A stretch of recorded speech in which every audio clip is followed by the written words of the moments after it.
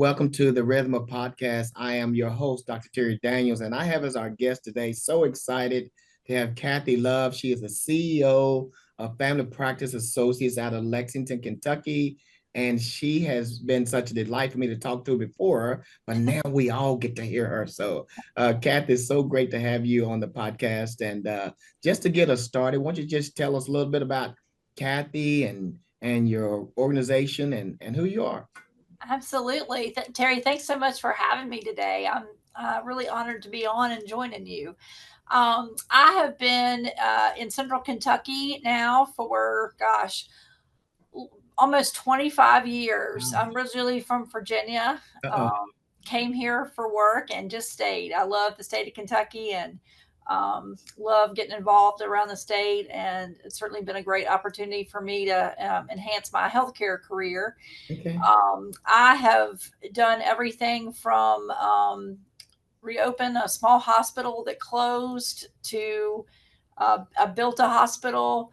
I Oh, joined a big health system here. Have done strategic planning, been CEOs, and now I am very fortunate to be with a very esteemed group here in Lexington, Family Practice Associates, and they have been in practice almost 42 years oh, as an independent practice, and that is pretty unheard of in yeah. today's healthcare world. We have 20 providers here across two locations, one in the Hamburg area and one in Brandon Crossing and Nicholasville, and we're just big thriving practice and happy to be able to serve our patients each and every Wow. day. So your journey from Virginia to Kentucky and the different roles that you've been able to be in has let you see some real challenges. Absolutely, a lot of change. Absolutely. So how do you arrive at your leadership style given the things you've seen at the CEO level and differing places? Well, I had a mentor one time as I was really thinking about my career and about what I wanted to do tell me that um, you choose healthcare if you don't ever want to be bored, if you don't ever want to have the same day twice.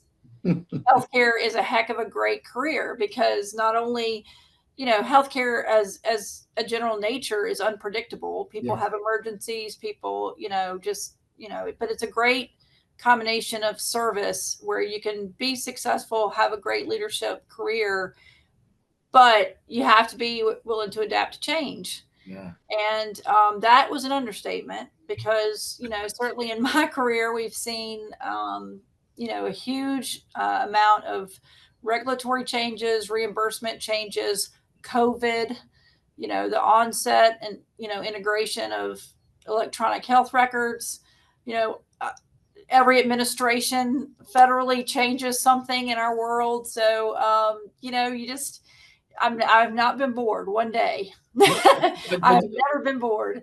Kathy, I've had a chance to speak with you before, but you seem to just carry this with a smile, and you seem to have this energy about leading, and I don't believe it's anything that you're putting on. So, how do you stay strong with all these amounts of changes and find that rhythm as a leader with this amount of change?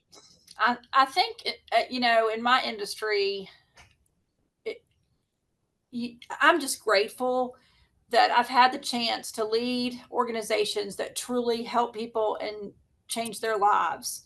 And I think that that's probably where my energy comes from is it's easy to keep your mission orientation because you do what's right for the patient each and every time. It makes decision making easy. It makes adapting to change, to pivoting, to managing employees, to leading people. To it's a very I think it's a very recognizable mission, and Absolutely. it draws people who want to serve. Yeah. And I think that that's really where my energy comes from is seeing the organizations that I lead touch people the way they do. That Wow. makes You a know, huge and you said so many words right there. I could touch on all of those, but you use the word grateful, you use the word mission, you use the word serve.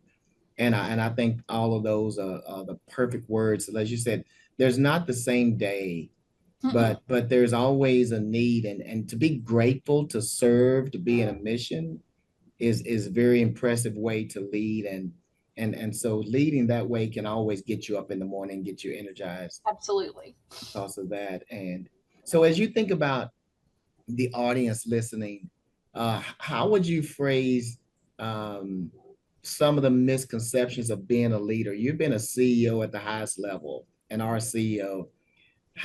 What are some of the misconceptions of being a leader of people? I first and foremost, I think that a lot of people who are maybe in the direct service, that Mhm. touch the patients each and every day, probably think I sit in my office and don't do very much. And I it's just different. It's different, and I think that as you're coming up through leadership, you have to adapt and learn. And I'm very big on mentoring future leaders. That's something that I've really been called to do on many locations. Serving on the advisory board for University of Kentucky Health Administration group and getting to interact with master students who I was right there. Yes. It just seems like yesterday. Mhm. I tell people, I tell them that you know, it's not that I sit here and control each and everything that happens. Yes. It's more that I lead people and guide them and try to inspire them to Mhm. do better and to serve. And I think if I'm able to do that, and I can leverage people's clinical expertise and um, really motivate people to do what's right for the patient and right for the organization, that is what I focus on each and every day. And there's a lot of stuff in between. So And if you think about that, Kathy, the number of pieces that have to work together in rhythm just to accomplish meeting one yes, patient need, and, and absolutely. your one role in all of the roles in the organization, and certainly I don't believe you're sitting in your office with your feet up on the desk. You just seem to have this wonderful energy of leadership that is able to find the rhythm, and that's key to what makes it happen, and that's beautiful. Well, I'm very much a people person. Yeah. So I could never have a job where I just sat and did not interact with people all day. That would not be me. I'd be miserable. I almost became a stockbroker, and there's nothing wrong with those Yeah. people, but that's what I thought my mission was. Coming through business school, and I came out and did it and literally did an internship and was put in an office to cold call people for a week. Oh wow. And I thought, this is not what I'm called to do. So You learn real I quick. dramatically pivoted and went into healthcare and never looked back. So Yeah.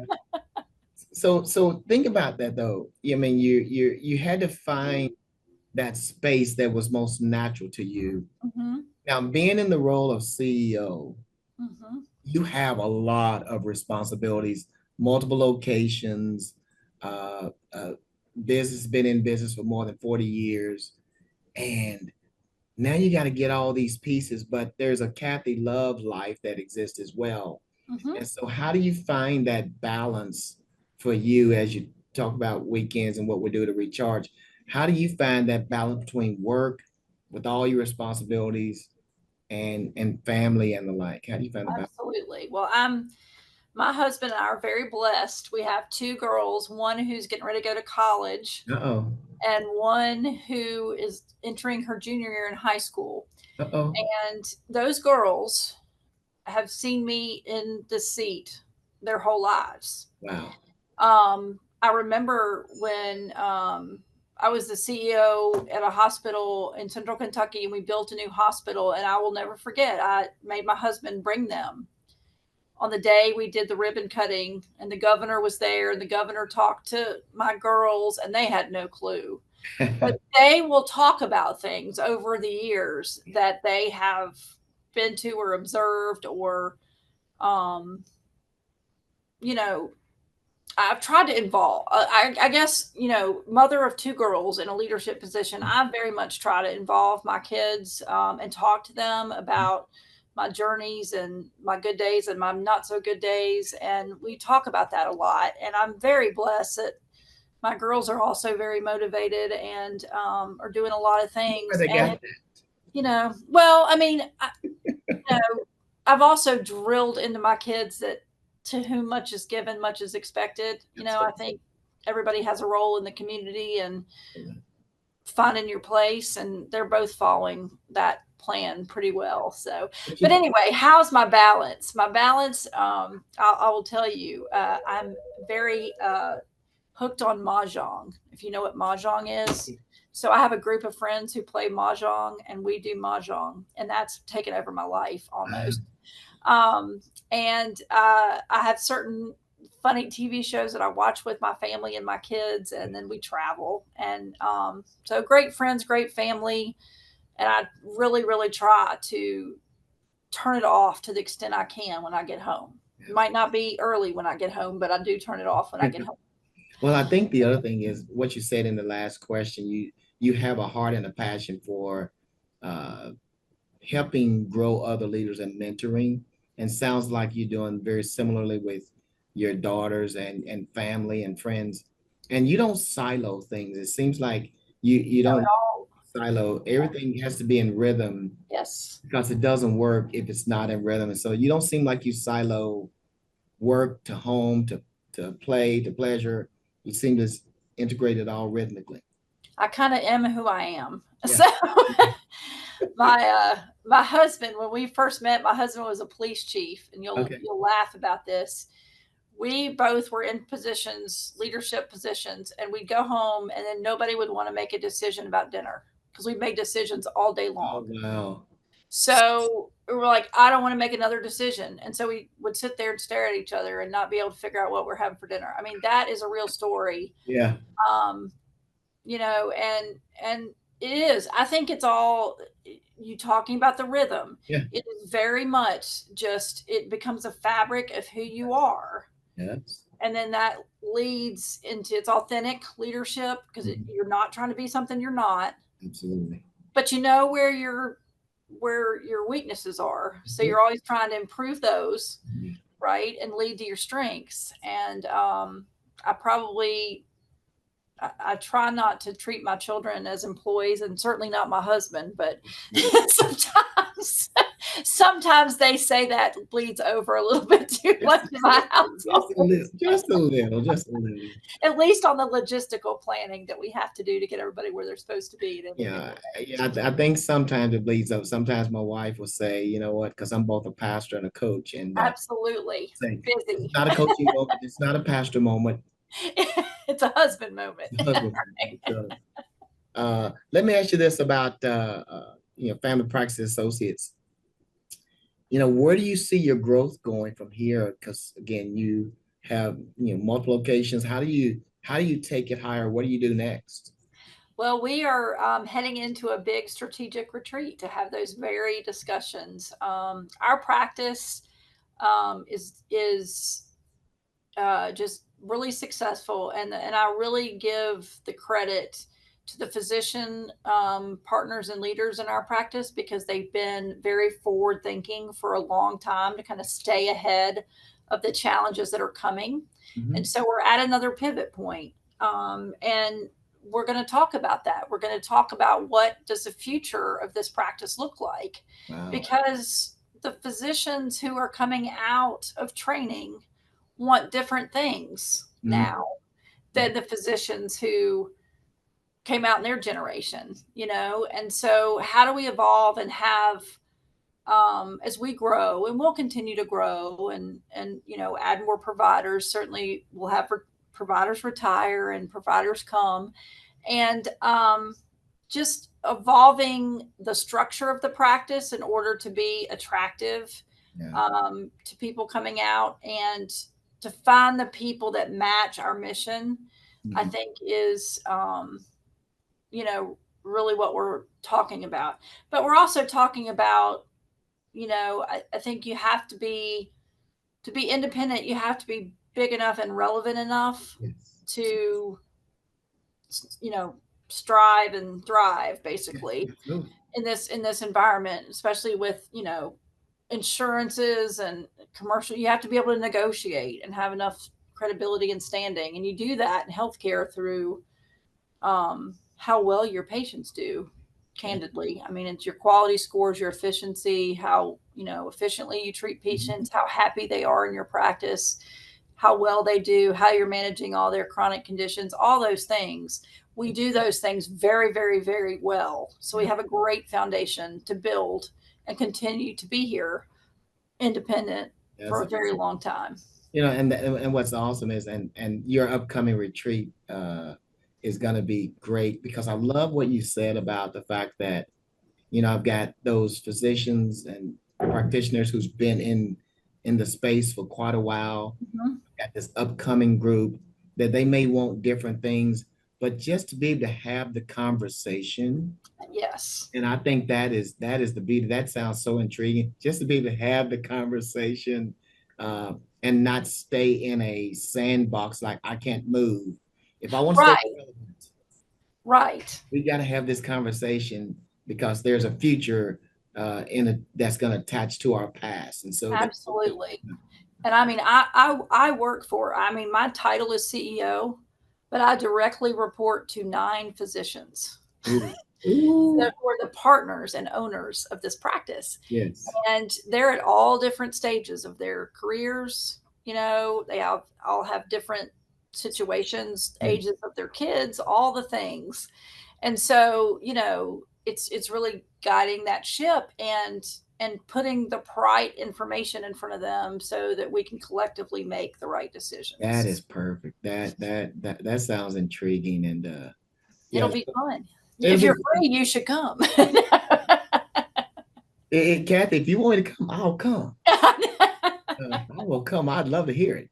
But I think that's the beauty of just trying to find that rhythm Hmm. because there is the value of what everybody brings to the table and Absolutely.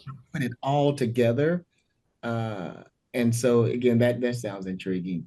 Yeah, Uh, it's gonna be Last good. question: as you think about your journey as a leader, Uh-huh. and you're sitting in that education space where you think about what am I going to do? Do I want to be a stockbroker? What am I going to do? Right. And so think about that person that's contemplating leadership today. Hmm. I know you do a lot of mentoring. Hmm. What do you say to that person who is questioning whether they can do this leadership thing or not? What do you say to that person? Well, I would tell you that you have to lean in and be opportunistic Oh yeah. because you're never going to be ready for that first leadership job. You're not. You've Mm. studied in school, you but you where you really learn is when you're thrown into the deep end. And I say that with love and affection, but I had people who believed in me and threw me right in at a very young age. And, you know, I think back on that and I'm thinking, I can't believe they gave me that responsibility. But that's what true people who are trying to grow others do Yeah. is they believe in you and they put you in opportunities because they believe you can do it and that you're smart enough to figure it out, and you are smart enough to figure it out, and you'll get better over time Yeah. because you'll have opportunities to learn from your mistakes and, you know, just have resilience. You'll learn from your mistakes and you'll be better next time. And that's all we can do as leaders because we're not, you know, born to know everything about everything. So, Wow. you know, I just feel like that, you know, with some guiding principles, you can be a great leader. And not all leaders are the same, and you'll play to your strengths and you'll work on your weaknesses. So, But what you said though is so brilliant. I mean, what you said is so brilliant, Kathy. You made the statement. You said you're not going to be excellent in your first role. You're not going to know it all. I'm not excellent in my fifth, sixth role. You know, I mean, But the no other one's piece, perfect. but the other piece that you said was you have to see it as an opportunity to learn. Absolutely. The combination of those two statements was brilliant. And you got to find great great mentors, because there's lots of people will who want you to succeed, will be honest with you and tell you, but you have to have people you trust that you can ask a question and feel safe, and I don't believe in fake it till you make it. I believe in presenting your best self, asking a lot of questions, and it's okay to not know. You should raise your hand and ask if you don't know. Raise your hand and You ask. know, Absolutely. I say I don't know, but I'll figure it out at least once a day. Yeah. I mean, you're never going to know the right thing, but if you stay close to your guiding principles, and you just do the best you can and make the right decision based on what you believe to be the case, then you'll be fine. I'll have to say, just in my previous conversation with you, Kathy, and even now, you are an impressive individual, an impressive leader, and you speak with such wisdom. You, Oh, you're so you kind. speak with such confidence and wisdom from a very learned position. And I'm just saying, it is an honor to meet you and know you, and to hear you share. And the heart, I mean, there's a heart and a passion in what you're saying. And it's not just the words that we say as leaders. You're talking from a very real place, and that is such a pleasure to hear. Well, to work with great people and for organizations you respect greatly. That's my best advice in life. For people who are trying to find their way in this world, is just work for organizations you admire and work with people that you know are great teams and work together. So Kathy, you have been such a pleasure, and I appreciate it. Thank you so much for taking time to share with us and let us hear some of your journey as a leader, your heart, your family, your experiences, and this has been a pleasure. Thank you so much. thank you, Terry. It's been a really enjoyable time with you. Thanks. Awesome. And to the audience, this is Dr. Terry Daniels, the host of your podcast, Rhythm of Business. Hope you come back and listen to us again. Today, our guest has been Kathy Love. She is CEO of Family Practice Associates of Lexington, Kentucky. If you want to know more, reach out to her. I'm sure she can find a way to share with you more about her leadership and the Family Practice Associates of Lexington, Kentucky. Thanks, and come back and talk to us again later. Have a great one.